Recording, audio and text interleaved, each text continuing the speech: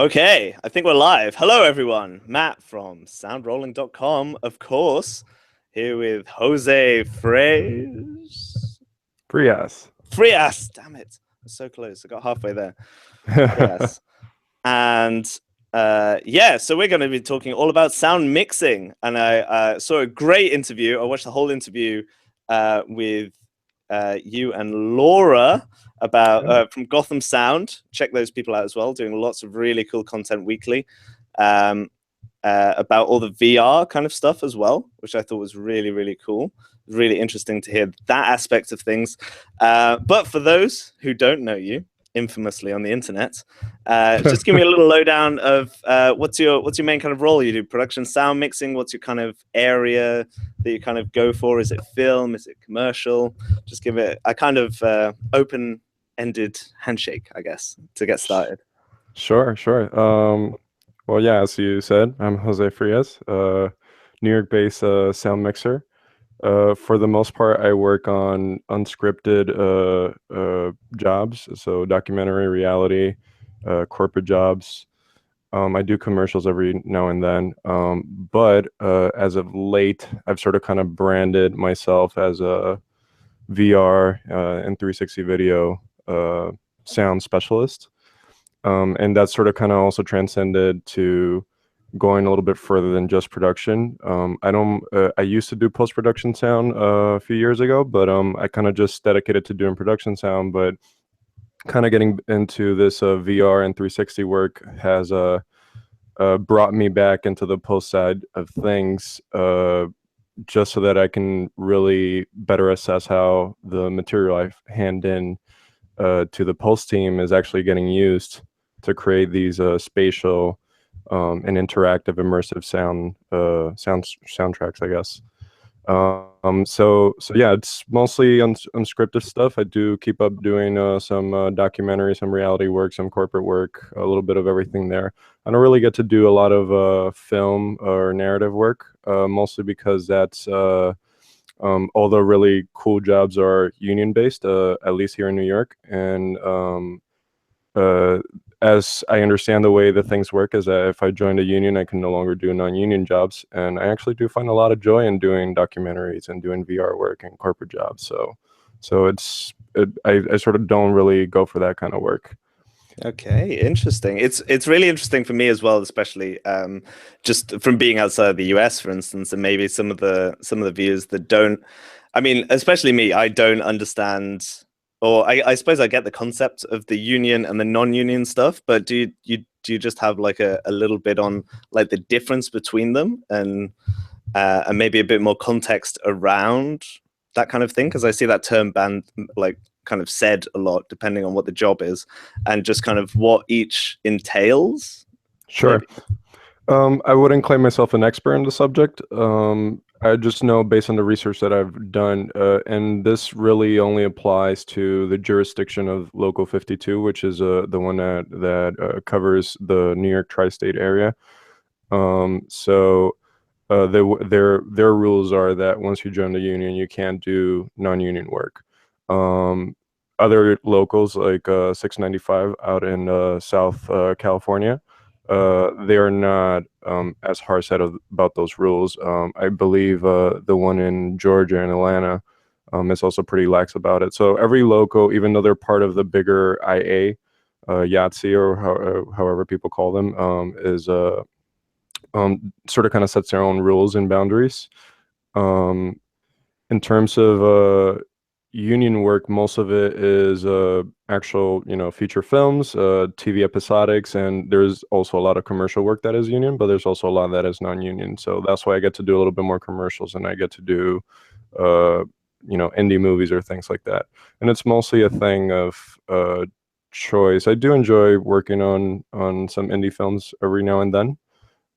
But to me, where I really find a lot of excitement is in unscripted material, particularly documentary stuff, just because of the sheer wealth of knowledge that you acquire from being there, seeing certain events happen, learning from the people who know about these things.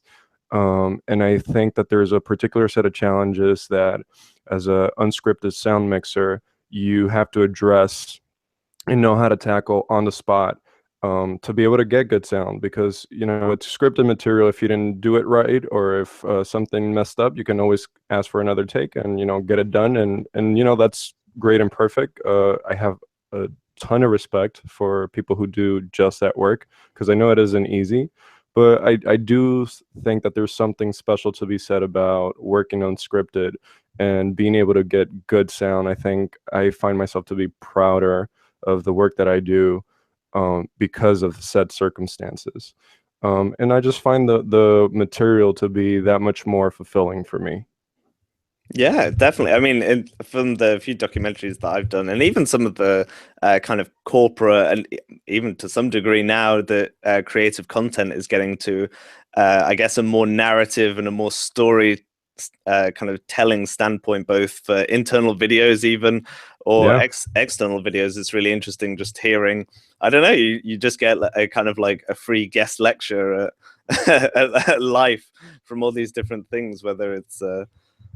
Whether it's all sorts of companies. I was doing one where they were telling me about they had this new kind of it's this new technique for trying to help with cancer of like the uterus and stuff, and they were giving like sure. examples with like meat that had olives in them, and they were trying to do all these tests and things like that. And Yeah, it's just something that no one's, like 99% of people are never going to hear of exactly. until something comes out. But yeah, it's really interesting, to hear about. But let's go back to the start, because it's always really interesting to hear how people got into sound, because there's kind of so many different ways of going in. For me, in terms of it was kind of a process of elimination from film school. Kind of went to Hmm. film school because I kind of made like little movies with my friends. It got to the point where it was kind of like, I'm going to go to university or do something, because I don't know what to do. So obviously you go to university to kind of figure that stuff out. And then from there, million directors, million camera people, and then kind of got into sound, and then got into location sound because I got a bit sick of fixing other people's problems. So that was kind of my route into everything. But interested to hear what your route in was. Sh- Sure. I'm pretty sure, like many of my colleagues and mentors and people who came before me, I got my start in music. So I'll be that stereotype. Nice, nice. Um, so from a very young age, I learned how to play instruments, piano, a little bit of guitar, and I always was interested in creative uh, things. But I was also not the person to be performing on stage. I was never to be like the front man or anything like that. I was always more uh, sort of kind of attracted to behind the scenes. So from Interesting. a very young early age, I want to say maybe like 15, 16, I was interested in like recording and like composition and things like that. I started going school here in New York, community college, Queensborough Community College, where I did a little music production program for 2 years. And then after that, I started working in recording studios for, I want to say, 3 years. And everything was great, everything was moving along, but at a certain point, I sort of kind of hit a ceiling in terms of like satisfaction with the work that I was doing. And it's not anything to said badly about the music industry, although I do have certain opinions about it. But I wasn't finding myself being as happy as I thought I would be in that particular line of work. So I started exploring other options. I did a little bit of live sound. I tried some game sound a little bit as well. And then eventually I sort of reached into post-production sound. And I felt that post-production was sort of kind of like a perfect bridge between music recording and something new to me, which was film and TV and just sound for the visual medium. But then eventually I sort of kind of realized what exactly was that I was unhappy about from music recording, and then eventually with post-production, and that was the fact that I had to sit in a dark room in front of a computer for 10 hours on end. And that wasn't doing it for me. Live sound was much cooler, but it was very scarce, the kind of jobs that I can find, and it wasn't working out. And then eventually a friend of mine recommended that I try doing production sound. And this is by this time I was already trying to finish a 4-year degree at New York University. where I just literally decided to go in to finish a degree in music recording because that's what I had started and that was the most convenient thing. But a friend at NYU recommended that I try production sound because Tisch School of the Arts, which is which is a film school in NYU, has a ton of filmmakers wanting to make short films, but not many bodies willing to do the sound recording for it. So I was like, sure, I'll give it a shot. I tried it. I fell in love with it, and the rest, as they say, is history. Nice. I always find it so interesting in terms of just that. If you're already interested in sound, then you go do a sound course. And then if you're interested in film, you do a film course. And then there's already this weird, like, natural divide. And unless you're kind of like a guy who I guess sucks at everything else in film school apart from sound, then you kind of don't get through. It's Yeah. kind of really weird. Yeah, I always find that a kind of really weird setup that the sound already from the beginning is set apart. Although to be fair, that's true for kind of many other departments, I guess, like costume Yeah. and things Yeah. like that. But I always found it's just this idea of film school. But unless you're going to like one of the top film schools, like in London, it's like NFTS, for instance. But the Sure. people that go there are already like usually mid-30s, unless they've already got some cash, so Yeah. they kind of already established themselves as a sound mixer before going on and doing it. Interesting. Yeah, but I always found that kind of bridge really weird because I was just like the only sound guy, and then my kind of tutor is a documentary, like production sound recorders, for instance, who's obviously really good at documentary, but then the films that we're making, and it's just in terms of the education, I think it's really interesting in terms of sound. And again, this is why I like try and do all this kind of other stuff because there's so much within just the context of sound that Exactly. is more important than, well, if I had this perfect environment and this perfect shot and the best microphone and the best talent, then obviously my job would be easy and it would be fine plugged into the camera and everything else. But anyway, that's a whole other story. So without digressing too much, so how long have you been a sound mixer for now? I think it'll be officially 6 years now, as a dedicated sound mixer. And again, before that, pulse sound, live sound, and then music recording. And now you're coming full circle with all the kind of VR stuff. So talk to me a bit about how the VR stuff's coming around, and maybe just a bit more context about the industry yourself and kind of why you're so excited to be like I guess like a VR specialist when some people might think it's a gimmick, when some people might think, I don't know, this, that, and the other. There's so many kind of things not told about VR at the moment because people are kind of still figuring it out. So just I don't know, it'd be really interesting to just hear your thoughts on the VR sound industry at the moment and why you're so passionate about it. Yeah, absolutely. I'll start by saying that my first introduction to VR was when a friend of mine, actually Laura Cunningham, hired me as an A2 for a particular VR project that we were going to work on. And so before the actual job, the producer and owner of the VR production company we were working for invited me to come into his office to actually get like a VR experience and sort of kind of see what we were trying to aim for to complete the project. So I went in and he pulls out this Oculus Rift, one of the developer kits. This is before Oculus released their consumer version, and he starts playing me a few demos. The first one I remember was essentially a room, and the same person was playing multiple instruments. And as you pivot around, you can sort of kind of hear the different instruments dedicated just to that. That was pretty cool. Then he showed me another one where you're inside of a cafe, like listening to a conversation between two people. And I was like, yeah, this is pretty cool. But then he did show me another one, and this is where everything really got started for me, which is someone jumping out of a plane. It was parachuting. Now, a little bit of background information about me is that even though I am really tall, I'm almost 2 meters tall. I am shit scared of heights. And so when I saw that experience, first of all, my heart was pounding extremely fast, but then I actually enjoy the awe and the beauty of it all. Like I literally felt like I was floating on air, and that free fall is what they call it. um, seeing that in a virtual reality headset and sort of kind of experiencing that was life changing for me. And that's always been my VR story, like my introduction to VR story, to the point of me actually jumping out of a real plane the following summer. I decided that, you know what, I want to experience this in real life.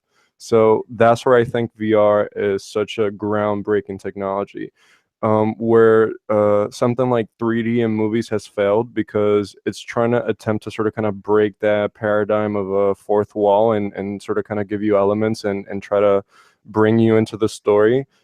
You're still following as a third person perspective. Where VR succeed is that you're no longer a third person perspective, you're actually a first person perspective. You're experiencing the things yourselves, and depending on the actual experience you're doing, you may even be able to interact with things and move things around, and that to me was very, very cool, and also just so interesting from the perspective of possibilities. Like, what can you do with this technology?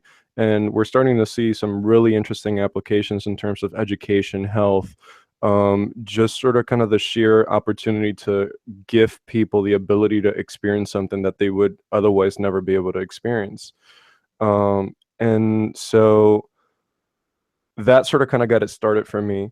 And from then on, I sort of kind of made a path in terms of researching everything about 3D sound, binaural, ambisonic, just sort of kind of learning about all these different tool sets in terms of what you can do to give a user or a viewer a full immersive experience. And what I've learned through all my trials, my research, is that spatial audio, in terms of, putting this headset on and moving around and getting a different response in terms of how things sound, is very, very important to the experience. To the point where I would even say that sound may be even more important than video.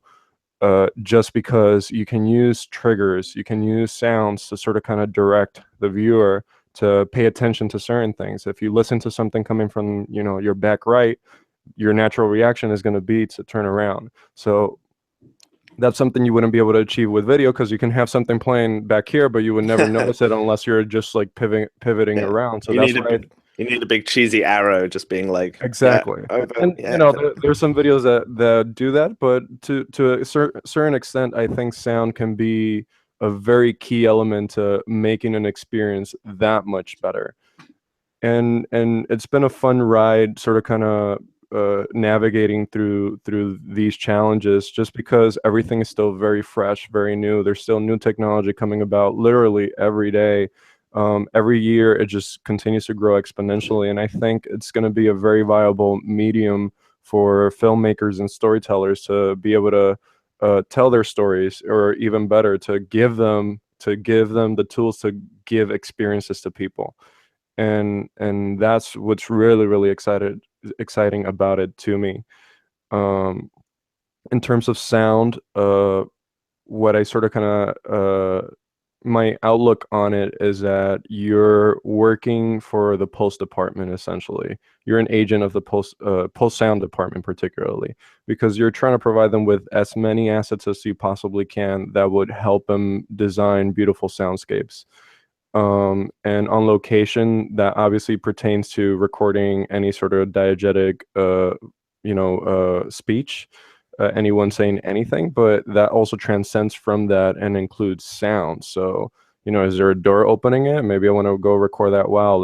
Is there like some sort of thingamajig or noisemaker that it's somehow important to the experience? I got to record that. So you're stepping outside from that traditional production sound mentality of, my one and only job is to make sure I get perfect dialogue, which, it's a thing that you should still do in VR and 360 content. But now you're also thinking outside of that paradigm, and you're sort of trying to think, what can I do? You got to think about the final product. You got to imagine that, you're this camera and you're turning around, like, what are the sounds that you want to listen to be able to make this experience more realistic, more immersive. And so that's where I think the key differences come in between a traditional production sound job and what would be a VR and 360 video sound job. Fantastic. And in terms of, because that's obviously so much prep, it's really interesting to just hear how that would, I guess, how that conversation kind of goes with production, with a director, with a creative. And so, what's your kind of prep apart from, I guess, because there's no kind of, I guess, 360 storyboards, are there? I mean, there's. Actually, they Oh, can be. Yeah, there can be such storyboards. So essentially, you can map a 360 video into what's called an equirectangular plane. So it's a 2D version of it. nice. So imagine planet Earth. Yeah. You know you've definitely seen those like flat 2D Yeah. versions of So it's it. like So when you take a 360 panorama, right? And then on exactly. your phone, it's flat and small. Exactly. So Right. so essentially what you're doing is you can sort of plan things that way. In terms of prep for sound, usually what you want to the questions that I typically ask are what is the final product going to be? Like what is the experience you're trying to sell and what are the elements that we're going to see visually that are going to apport to that or add to that experience. And so I try to find cues and clues in terms of what sounds I can possibly record out of it. That being said, sometimes, particularly if the 360 shoot is more in the documentary realm in terms of like sort of finding things as they go, I do have essentially a whole Pelican case filled with little tools, including stash mics and lavalier mics, and think different tools that I can use to sort of kind of help me address any particular situation I may run across. Uh, but for the most part, prep work is just asking a lot of questions and trying to imagine what the final product is going to be, and then sort of kind of create a plan based on that. And it's all logistics, essentially trying to figure out where you're going to be, like what's the location, what's the soundscape of that location like? Is it very noisy? Is it not? Are people going to be talking? Those type of things is really what you're trying to figure out ahead of the job. And so while that's happening, obviously, because you're again trying to get as much for post production as possible, is that something where post production is also involved? I'm just really interested in that relationship that you have in terms of you basically got kind of one foot in both corner, Yeah. trying to bridge the gap and make sure that they have enough, but also that they're happy with what you've chosen in the first place. So how does that kind of conversation go about? Sure. So, all the production companies that I work with that do VR and 360 content, they already have great relationship with pulse houses that do the work for them. So essentially, once you sort of kind of get adapted into their workflow, you understand what exactly is it that they need to be able to get their job done. And this has come from essentially me sitting in post-production sessions, not just for audio but also for video, understanding what tricks you can do in post production to take that microphone that's actually right in plain sight and paint it out or replace it with a plate, or think those little tricks are the things that you learn by actually just having a conversation with post production. And so I've been lucky enough to be able to talk to at least two or three different pulse houses that dedicate to VR, or not dedicate, but actually work in VR and 360 content and sort of understand what is it that they need, what is it that they want. Um, and being able to say that I have come from a post production background myself, I understand the tools that they're using, and I understand, what exactly they need to be able to do their job right. And this applies to any sort of collaborative craft. Understanding what the other person is doing can only make you better at your job, because then you have, at the very least, the knowledge of how you can improve things, and at the very best you have the vocabulary to be able to communicate with them and create something together. And so VR and 360 has proven to be one of these very rare gems where everybody knows everybody, that in terms of crew and all the companies that get involved to make the final product, and they understand what everybody does and is able to sort of kind of use that as an asset to making a better product. And in terms of, because there's only like two or three companies, for instance, that you work with, in terms of what are the workflow aspects that are kind of different, I guess, in terms of majority? Because I imagine that they're kind of working with the same sessions, maybe, or they're both using Pro Tools, or they're both using certain plugins. Like, what are the differences in between, aside from the actual like physical things that you need differently for the different story?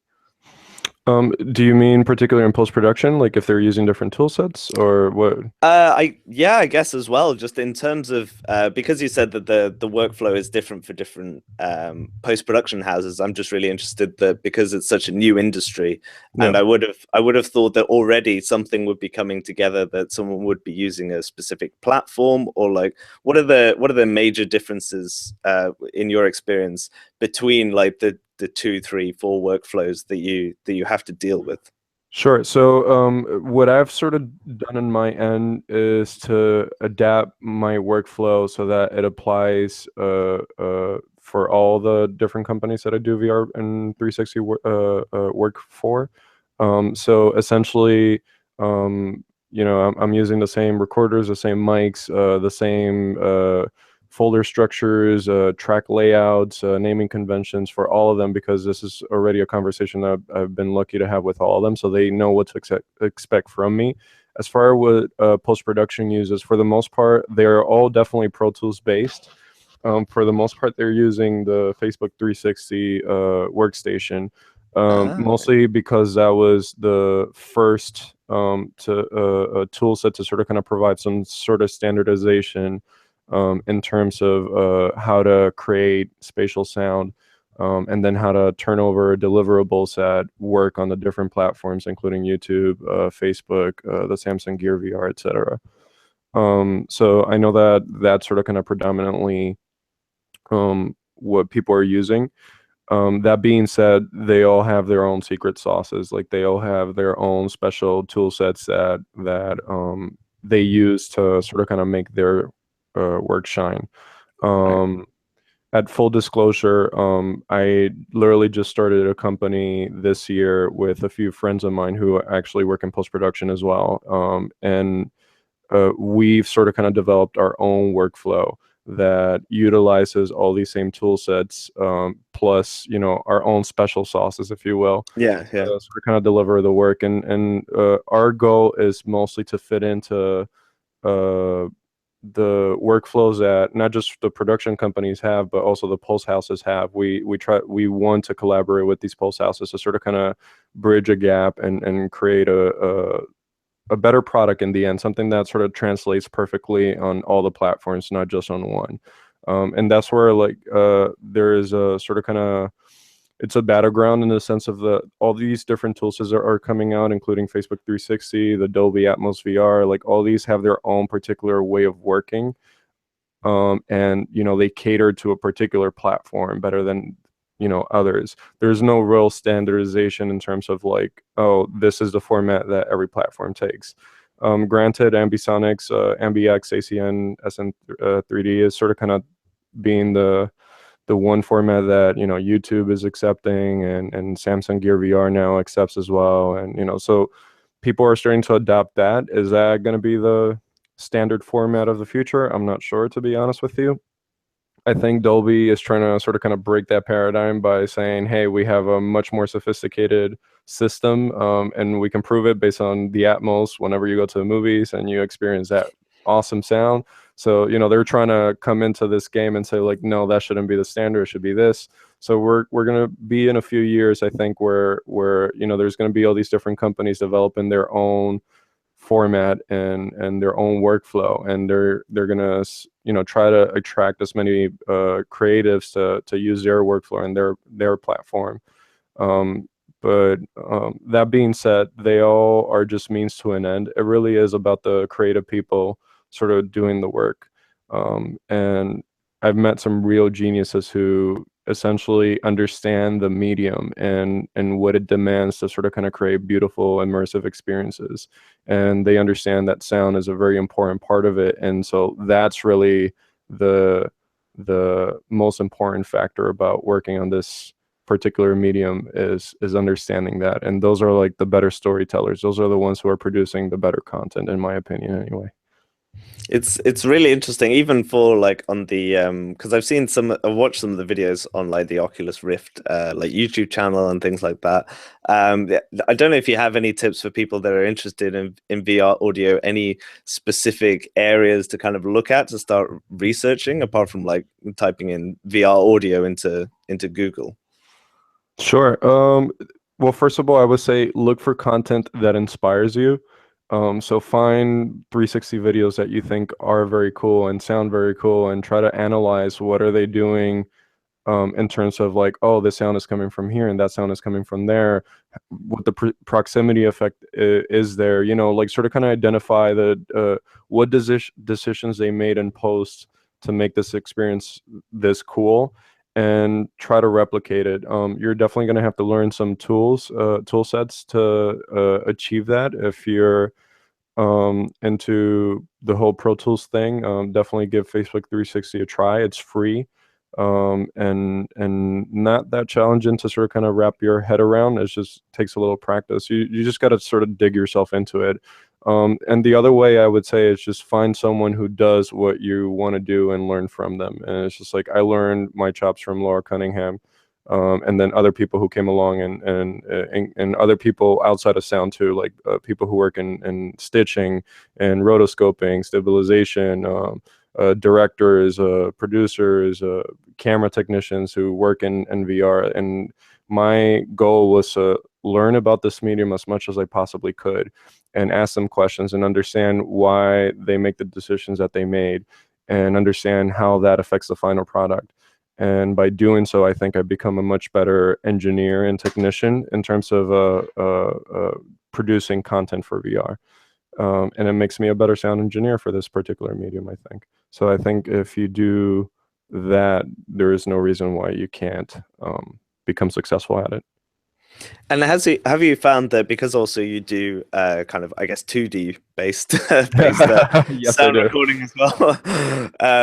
How have you found that all your VR experiences, 360 experiences, all that kind of stuff, have you found that it has impacted any of your kind of 2D work in any way, in terms of maybe how you approach a scene, or kind of any spare sound effects you kind of pick up, or has there Sure. been any overlap? There has been actually. Ever since I started getting into VR work, one of the things that I definitely became very excited about was first order ambisonic microphones, tetrahedral microphones.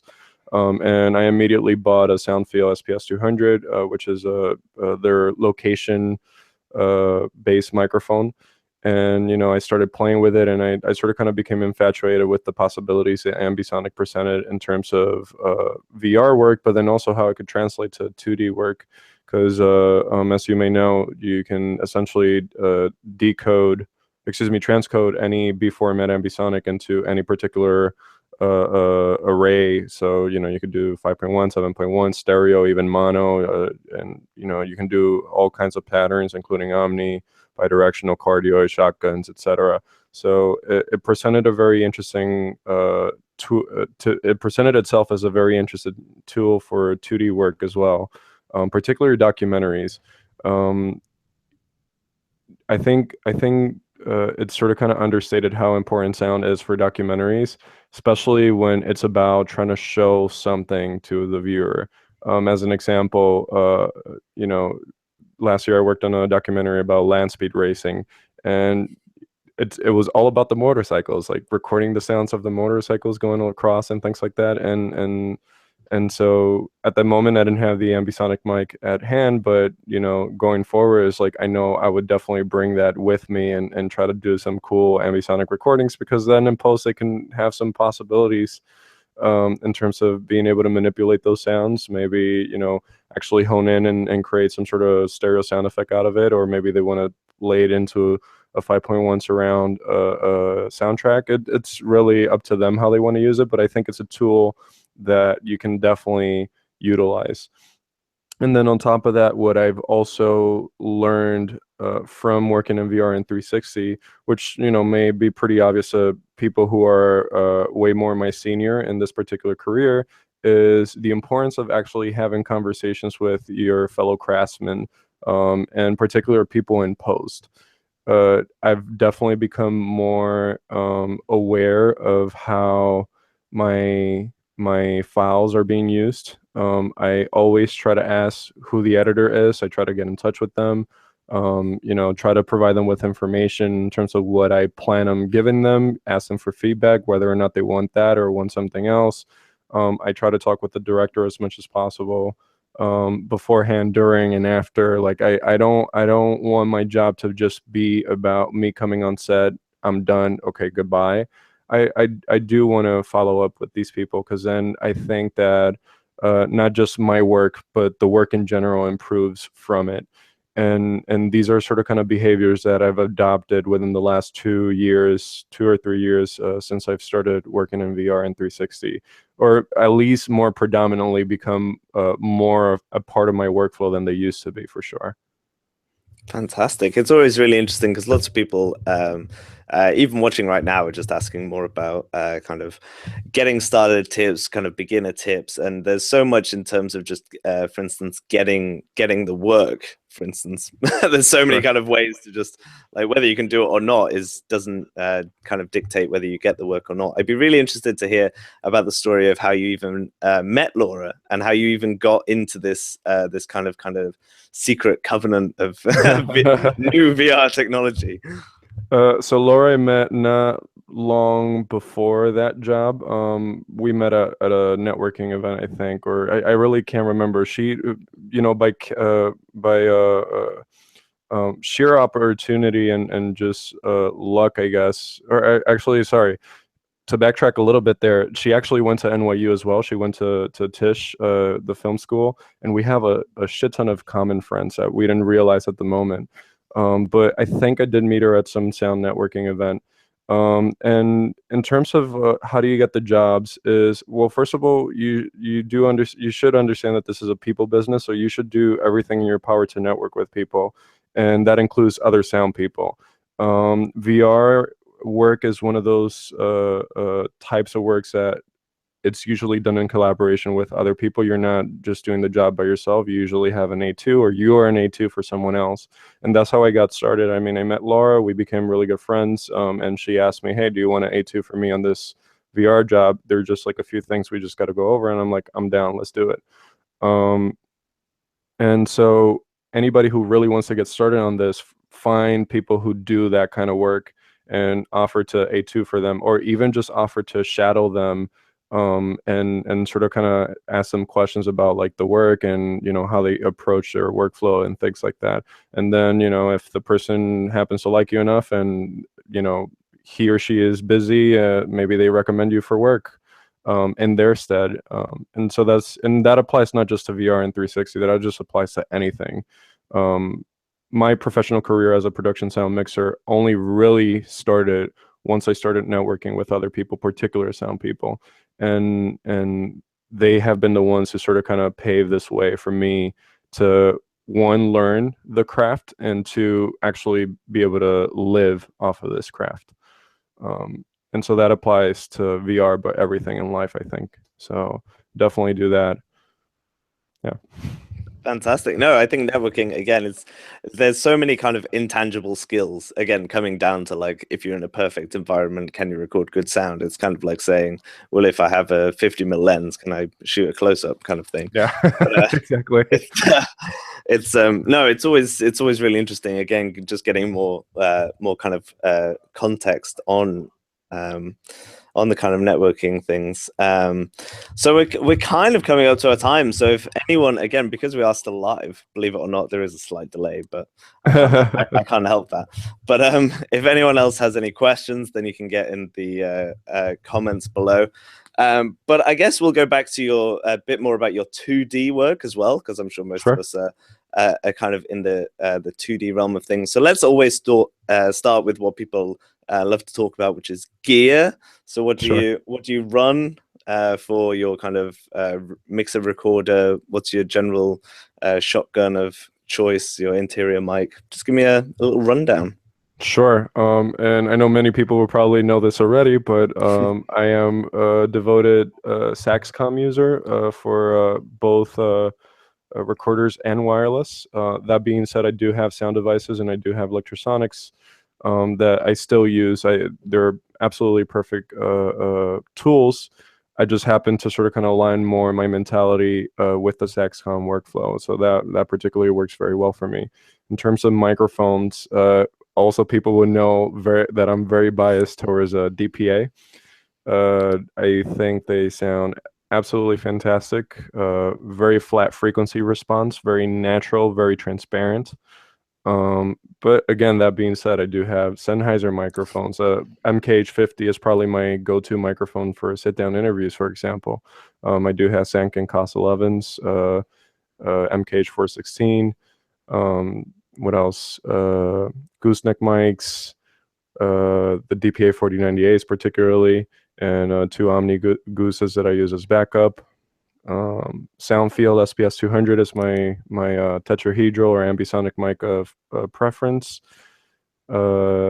That being said, the new Sennheiser Ambio does look pretty interesting. I may play with that a little bit. Yeah, I'm very interested to see what that's going to do as well. Yeah, I've heard some interesting feedback in terms of the quality of the capsules that are being used for it. Particularly that Sennheiser decided to not go with the same elements that they use for the MKH line, but rather something on their cheaper end, which I guess sort of kind of explains the lower price point. But that being said, I'm also more of a practical term kind of guy. Like I want to put it to practice before I make a decision about it. So I would want to try it out still and let my ears sort of kind of do the job there and figure out whether or not it's worth it. That being said, I don't see myself selling my SPS 200 anytime soon. No, definitely not. Just because I think it's potentially the best ambisonic, first order ambisonic microphone out in the market in terms of sound quality. It sounds amazing. Yeah, and then in terms of post-production tool sets, my company runs everything in Pro Tools, and we've sort of kind of developed our own custom mobile station that allows us to work remotely on different post houses and production companies. It's Pro Tools based, it's a Mac Mini, and we have what is it? Apollo Duo. I'm definitely gonna mess. I think a Duo 8 or something like that. It's a universal audio audio interface that allows us to work with Facebook 360. Just because Facebook 360 does have that caveat that you're required to, first of all, to use Pro Tools HD, but then also you require an audio interface with 8 outputs because the thing that's spitting out of Facebook 360 is a 8-channel audio file. So that's sort of kind of part of that particular workflow. Trying to think if there's anything else I'm forgetting. I think people are already very, very jealous that you can even decide to only have a Saxcom and the sound devices. I am known to be a bit of a gear addict. Nice. It's a very dangerous road. It is a very dangerous road, but it's also I'm very practical in terms of my gear choices. I only buy gear when I know that I need it. And when I need it, I understand that I'm making money off of it. Like, it's not just for fun. Like, this is something that's making a return on investment for me. So I have no apprehension about purchasing a piece of gear, especially something expensive, if I know that it's something that's going to make my job easier or better or both. To me, that's secondary. That the price that I pay for it comes back to me and being able to deliver better products for my clients and then for directors that I work with, etc. Yeah, no, definitely. I mean, it was still a kind of business at the end of the day. You can't just be exactly on forever, especially at all these kind of price points. So, no, fantastic. Well, I think we will end this bang on the dot of 45, just to keep things nice and easy. I've got my little counter down the side. So, so yeah, thank you very much. I'll kind of just end this. We can talk a bit offline and stuff, but I will leave you to kind of say the final goodbye, and I will just say that anyone who's watched this video, you can obviously watch all other 43 sound chats if you like. I think it's the total of about 30 hours of both written and recorded video as well. And you can obviously subscribe and all that kind of good stuff. And I will leave you to say the final goodbye, and we'll end it there. Sounds good. My final goodbye is just thank you for tuning in. Thank you, Matt, for making these resources available for everyone to watch and learn from. I do think that education in the sense of enriching your personal knowledge about any particular thing is very important. And one thing I do love about the sound community is how willing they are to share information with you. And so it's, the Matt Prices, the Jeff Wexlers, the Matthew Prices, Joshua Andersons, Chad Gunthers, Jan McLaughlin's, like all these people who have essentially paved the way for me to learn. I feel the necessity to be able to pass that forward. And so I'm always learning, and I'm always willing to share that knowledge. So if anyone has any questions, please feel free to reach out to me.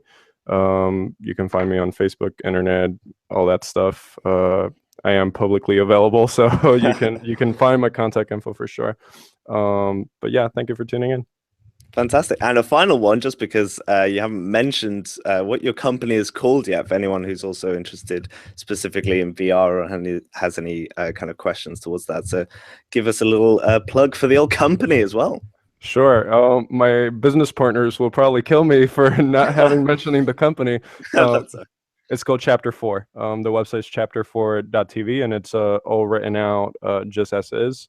I think the website is actually still under construction and coming up pretty soon, like within the week or so. But anyway, some of the work that we've done includes the Lion King Circle of Life in 360.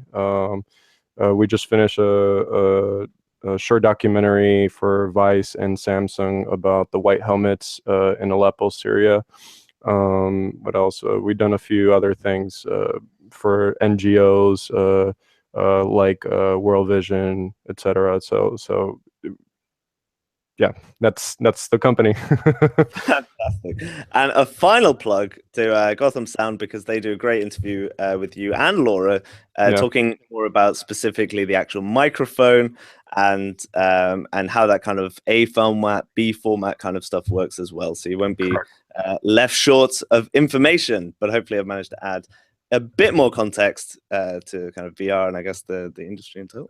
But yes, I will say the final goodbye, and then we'll talk offline as well. So Sounds good. Catch you guys later.